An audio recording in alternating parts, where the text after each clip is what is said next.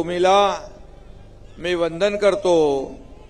गोदामाईला आणि श्री काळाराम श्री त्र्यंबकेश्वर महाराजांना वंदन करतो, नमन करतो. आणि आजच्या या सभेला उपस्थित आपले मंत्री दादा भुसे, मंत्री गुलाबराव पाटील, खासदार सुनीलजी तटकरे, आपले मंत्री नरहरी झिरवळ, आमदार सुहासन्ना कांदे, आमदार हिरामन खोसकर, आमदार किशोर दराडे, आमदार नरेंद्र दराडे, सर्व नगराध्यक्ष आणि हेमंत गोडसे, समीर भुजबळ, निर्मलताई गावित, नितीन भोसले, काशीनाथ मेंगाळ, अमन आंबेडकर, विजयप्पा करंजकर, सर्व मान्यवर बोलू का मी? विलास शिंदे, अजय बोरस्ते, सर्व मान्यवर. खूप मोठी आपली व्यासपीठ एकदम मजबूत भरलेलं आहे. खरं म्हणजे हे व्यासपीठ आपलं वैभव आहे आणि समोर बसलेली जनता आपलं ऐश्वर्य आहे, ही आपली संपत्ती आहे.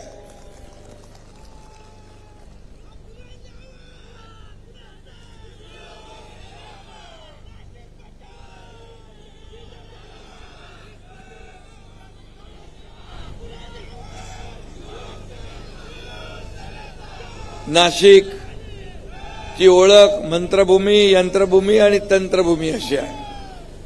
या नाशिक नगरीतल्या माझ्या लाडक्या बहिणींना आणि लाडक्या भावांना मी भेटायला आलोय, विनंती करायला आलोय. लाडक्या बहिणींची संख्या लक्षणीय आहे, लाडके भाऊही आहे. पण ज्या उमेदवारांच्या पाठीशी महिला, ज्या उमेदवारांच्या पाठीशी महिला, त्यांचा मतपेटीत नंबर पहिला.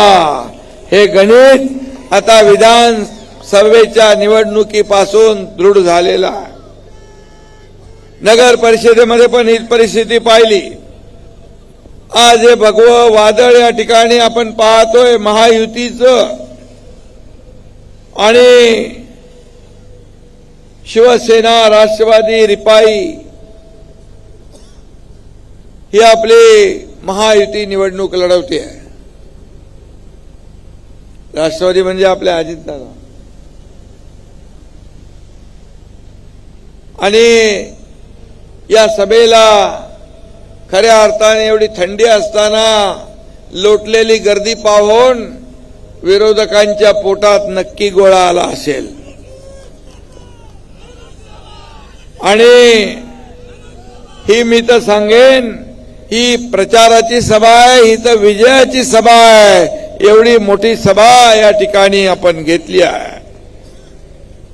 नाशिककर आणि आपलं सगळ्यांचं जिव्हाळ्याचं नातं आहे, जवळचं नातं आहे. हे श्रीरामाची नगरी आहे, त्यामुळे भगव्यावर जनतेचं प्रेम आहे. शिवसेनेचा धनुष्यबाण आहे, प्रभू रामचंद्राचा धनुष्यबाण, शिवसेनेचा धनुष्यबाण. आणि त्याचबरोबर आपले तटकरे साहेब इथं आहेत, घड्याळ आपल्या सोबत आहे. आणि म्हणून शिवसेनेच्या धनुष्यबाणावर आणि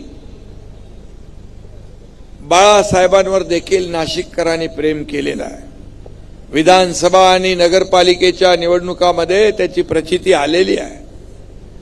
आता 15 जानेवारीला हेच प्रेम आणि हाच आशीर्वाद या महायुतीला, आपल्या महायुती बोलायचं काय बोलायचं,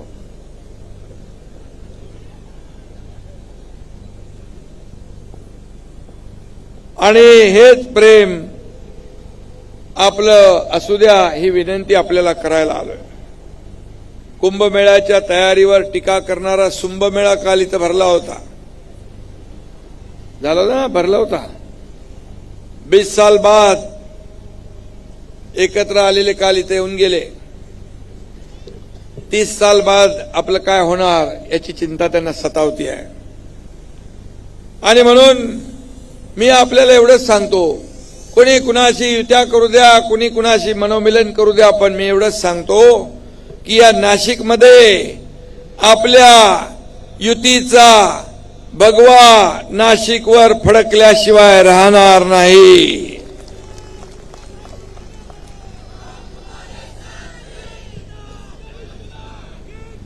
आणि या ठिकाणी काही लोक चिंता करतायत आमचे काही बिनविरोध निवडून आले म्हणून. अरे बाबा, उबाटा, मनसे, काँग्रेसच्या उमेदवारांनी माघार घेतली म्हणून बिनविरोध आले. तुम्हाला जाब विचारायचा असेल तर तुमच्या उमेदवारांना विचारला पाहिजे, आम्हाला काय विचारताय. आणि म्हणून आजची सभा ऐतिहासिक आहे. खऱ्या अर्थाने मी कोल्हापूरवरून इथं आलो. मला दादाजी भुसे म्हणाले या ठिकाणी लवकर या, परंतु मी म्हणालो येतो. मला विश्वास होता की हे मैदान खचाखच भरलेलं असेल. ह्या लोकांनी ठरवलेलं आहे, निश्चय केला आहे की या ठिकाणी परिवर्तन घडवायचं. परिवर्तन घडवायचं ना, बदल घडवायचा आहे, विकास घडवायचा आहे. आणि म्हणून येत्या 15 तारखेला आपल्याला या आपल्या युतीला निवडून देणं ही नाशिककरांची गरज आहे. आणि काही लोक निवडणुका आल्या की तशा पावसात छत्र्या उगतात तसे उगतात. दिवसभर नेटफ्लिक्स बघायचं आणि निवडणुका आल्या की पॉलिटिक्स करायचं, हा काही लोकांचा धंदा आहे. आणि म्हणून या ठिकाणी जे आम्ही काम केलंय ते काम बोलतंय.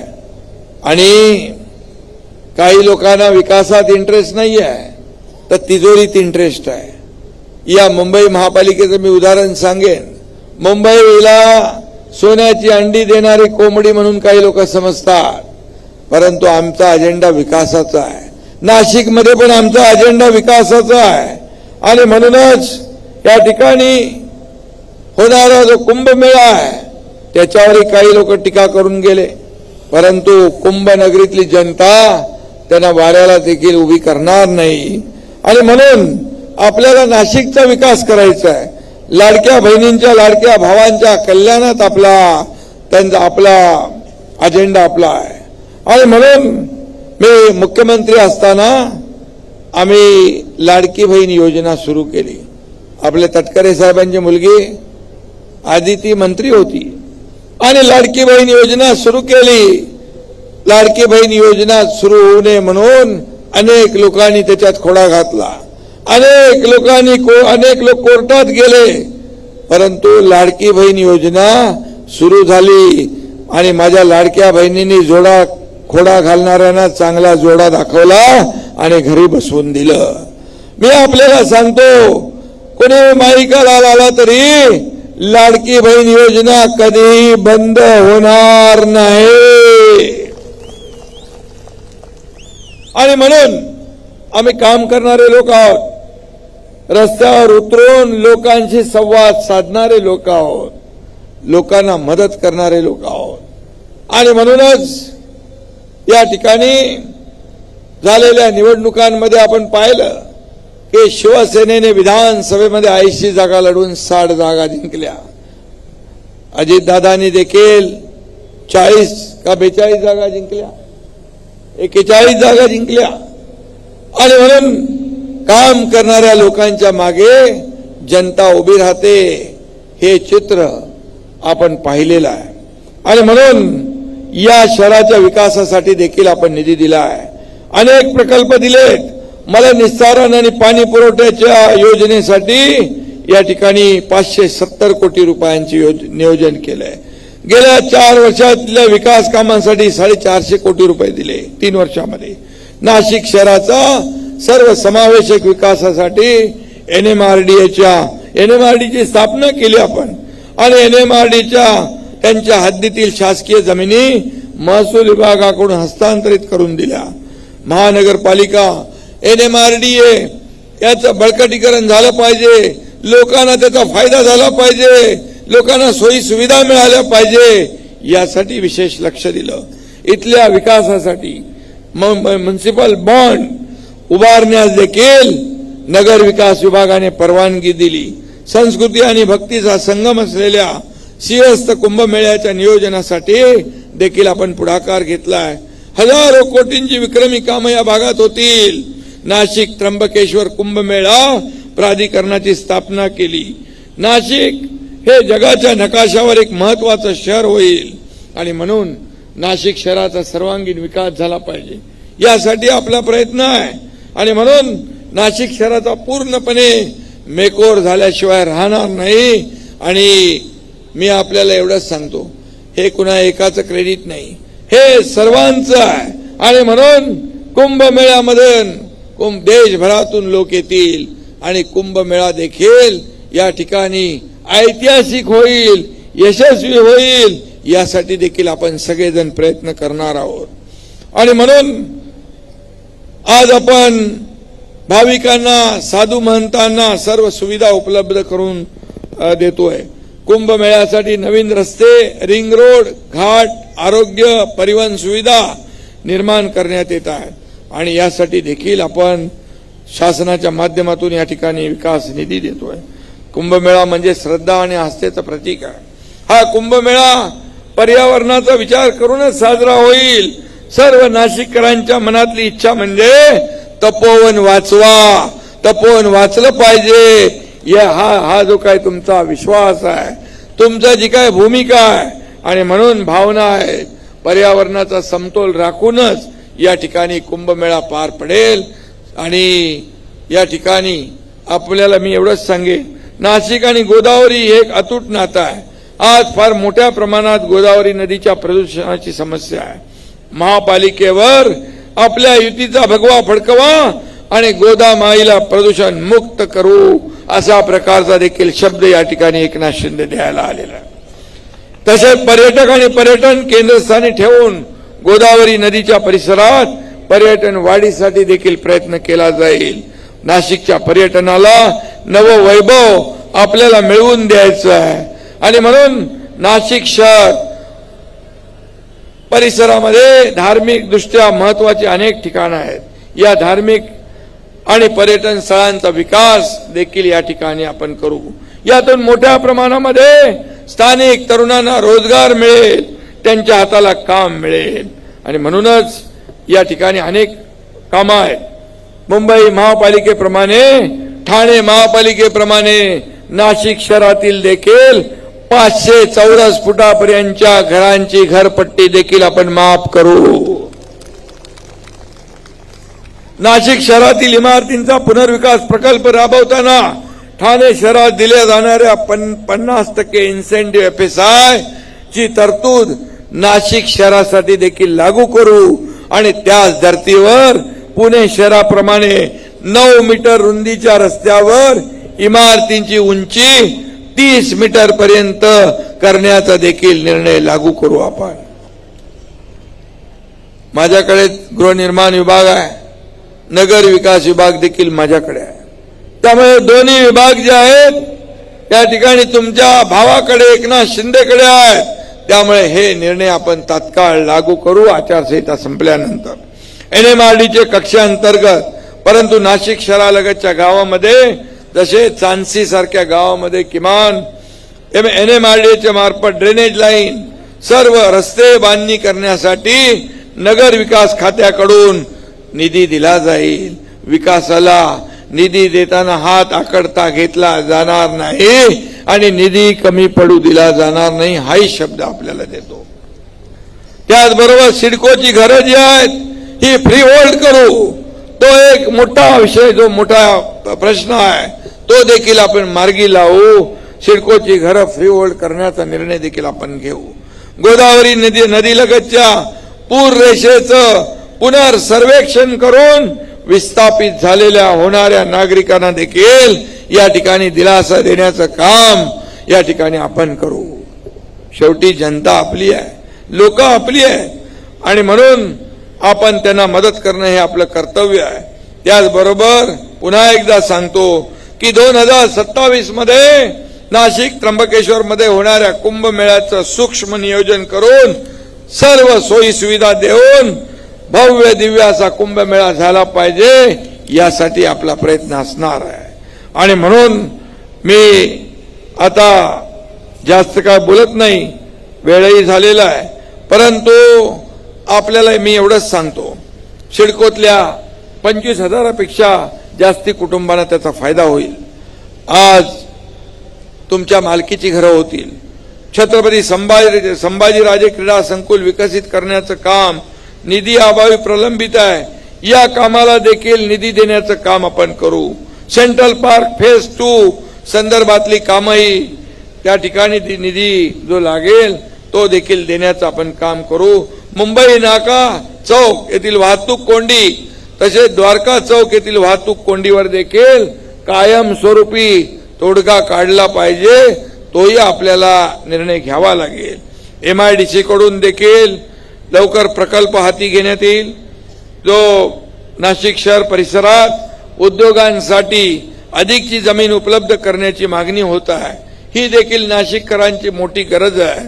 त्याबाबत देखील उद्योग मंत्र्यांशी उदय सामंत यांच्याशी बोलून त्यावर देखील तात्काळ निर्णय घेतला जाईल. नाशिकमध्ये औद्योगिक चळवळीला चालना मिळेल, रोजगार मिळेल. आणि म्हणून मी आपल्याला एवढंच सांगतो, नाशिकला एक साहित्य संस्कृतीचा समृद्ध वारसा लाभला आहे. शहरातील वाचनालयांना अधिक समृद्ध केलं. काय वाचनालय काहीतरी बंद आहेत, हा दादाजी बंद आहेत ना, आणि ती धुळकात पडलेली आहे. आणि म्हणून ती देखील आपण सुरू करण्याचा निर्णय घेऊ, हे देखील या ठिकाणी मी सांगू इच्छितो. आणि म्हणून अनेक विषय आहेत. कालिदास कला मंदिर, सायकेडकर नाट्यगृहाचा देखील जो काही प्रलंबित निर्णय आहे तो देखील आपण घेऊ. शहरातील सिटी लिंक बस सेवा प्रभावी करण्यावर देखील आपला भर राहील. नाशिक महापालिकेच्या प्रत्येक विभागात MPSC UPSC स्पर्धा परीक्षा मार्गदर्शन केंद्र आणि स्टडी सेंटरचा देखील मागणी आहे, ती देखील आपल्याला करता येईल. बाळासाहेब ठाकरे आपला दवाखाना इकडे आहे का?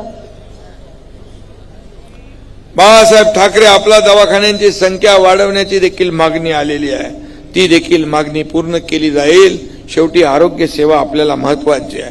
आणि म्हणून आम्ही सरकारमध्ये असताना, मी मुख्यमंत्री असताना लाडकी बहीण योजना तर केलीच, लेक लाडकी लखपती योजना केली, ST मध्ये 50% सवलत देण्याचा निर्णय घेतला, त्याचबरोबर मुलींचं उच्च शिक्षण मोफत केलं, हा देखील आपण निर्णय घेतला. का पहिले 50% आपण फी भरत होतो. एका मुलीने आत्महत्या केली, फी भरता येत नाही, वडील आत्महत्या करतील म्हणून मुलीने आत्महत्या केली. त्याच दिवशी आम्ही निर्णय घेतला की 50%च्या ऐवजी 100% फी देण्याचा निर्णय घेतला, सवलत देण्याचा निर्णय. सरकार कुणासाठी आहे? सरकार सर्वसामान्य लोकांच्या मदतीसाठी आहे, सर्वसामान्यांना न्याय देण्यासाठी आहे. आणि म्हणून मी आपल्याला एवढं सांगतो की या निवडणुकीमध्ये आपल्याला विरोधकांचा टांगापलटी घोडे फरार करायचे आहेत ना, गुलाबरावांनी सांगितलं असेल. आणि म्हणून 2022ला या राज्यामध्ये सत्ता पलट झाला, सर्वसामान्य लोकांचं सत्ता आली, या महाराष्ट्रातल्या तमाम जनतेच्या मनातलं सरकार आलं. आणि म्हणून मी आपल्याला एवढं सांगतो, जे आम्ही 2.5-3.5 वर्षामध्ये काम केलंय, काम बोलतंय. आणि म्हणून या नाशिकला देखील काही लोकांनी मागे येऊन इकडे नाशिक दत्तक वगैरे घेतलं होतं, पण मी एवढंच सांगतो, ही प्रभू रामचंद्रांची भूमी आहे. प्रभू रामचंद्रांची भूमी त्यांच्या पदस्पर्शाने पावन झालेली भूमी आहे. आणि म्हणून तटकरे साहेब आहेत, दादा भुसे आहेत, सगळे आहेत तिथं आपले नाशिककर लोक. मी आपल्याला सांगतो, या नाशिकची आईसारखी सेवा आम्ही करू, आईसारखी सेवा करून या ठिकाणी या नाशिकची प्रगती करू. आम्ही प्रगती करणारे आहोत, आम्ही स्थगिती देणारे नाही, आम्ही विकासाला गती देणारे आहोत. आमचा अजेंडा खुर्ची आणि सत्ता नाहीये, आमचा अजेंडा विकासाचा आहे. आमचा अजेंडा विकास, विकास आणि विकास एवढाच अजेंडा आहे. आणि सर्वसामान्य लोकांच्या आयुष्यामध्ये चांगले दिवस आणण्याचं काम आम्हाला करायचं आहे. आणि म्हणून मी आपल्याला एवढंच सांगतो, आम्ही सोन्याचा चमचा घेऊन जन्माला आलो नसलो तरी सुद्धा सर्वसामान्य लोकांच्या आयुष्यामध्ये, महाराष्ट्रातल्या तमाम जनतेच्या आयुष्यामध्ये सोन्याचे दिवस आणण्यासाठी आमचा जन्म झालाय, हे मी या ठिकाणी सांगू इच्छितो. आणि म्हणून मी आपल्याला एवढीच विनंती करतो की या नाशिकमध्ये तुम्हाला विकास पाहिजे असेल तर आपल्याला परिवर्तन घडवावं लागेल, बदल घडवावा लागेल. आणि या ठिकाणी बदल घडवण्याची हिंमत तुमच्यामध्ये आहे. वारे वाहत आहेत बदलाचे. मी देखील सगळीकडून माहिती घेतोय. आपले नगरसेवक सर्व उमेदवार एकदम ताकदीचे आहेत. आणि एकजुटीने माझी सगळ्यांना विनंती आहे, एकजुटीने पॅनल चालवा, एकत्र येऊन प्रचार करा. आता प्रचार तर 2-3 दिवस आहे, पण एकत्र सगळ्यांनी येऊन एक दिलाने काम केलं तर मला वाटतं या ठिकाणी परिवर्तन घडल्याशिवाय राहणार नाही. आणि म्हणून या विकासाच्या प्रवाहामध्ये या सगळ्यांना घेऊन या. आणि येत्या 15 तारखेला आपण सगळ्यांनी मिळून या नाशिक महापालिकेवर विकासाचा झेंडा फडकवा. या महापालिकेवर महायुतीचा भगवा डौलाने फडकवण्याची विनंती आपल्याला करतो. आणि म्हणून मी हेही सांगतो, प्रभू रामचंद्राचं नाशिक आहे आणि प्रभू रामचंद्राचं निशाण काय? धनुष्यबाण. आणि प्रभू रामचंद्राचं निशान धनुष्यबाण आहे. आणि लोक म्हणतात ना, जो राम का नहीं वो काम का नहीं. आणि म्हणून मी या निवडणुकीमध्ये एवढंच सांगेन की आमची युती आहे. ही युती आम्ही एकत्र आलोय विकासासाठी. आम्ही एकत्र आलोय या सर्वसामान्य लोकांना न्याय देण्यासाठी, या नाशिकचा विकास करण्यासाठी. गेल्या अनेक वर्ष ज्यांची सत्ता या नाशिकमध्ये होती त्यांनी काय केलं हे आपण पाहिलंय. आणि म्हणून या वेळेस आम्ही जी युती केली आहे ही युती सत्तेसाठी, स्वार्थासाठी नाही, त्या नाशिकच्या कल्याणासाठी, नाशिकच्या विकासासाठी. आणि म्हणून आज संकल्प करा, निर्धार करा या नाशिकच्या प्रगतीचा, या नाशिकच्या समृद्धीचा. आणि निर्धार करा विरोधकांना चारी मुंड्या चित करण्याचा. आणि निर्धार करा विकासाचा भगवा झेंडा फडकवण्याचा. जय हिंद, जय महाराष्ट्र.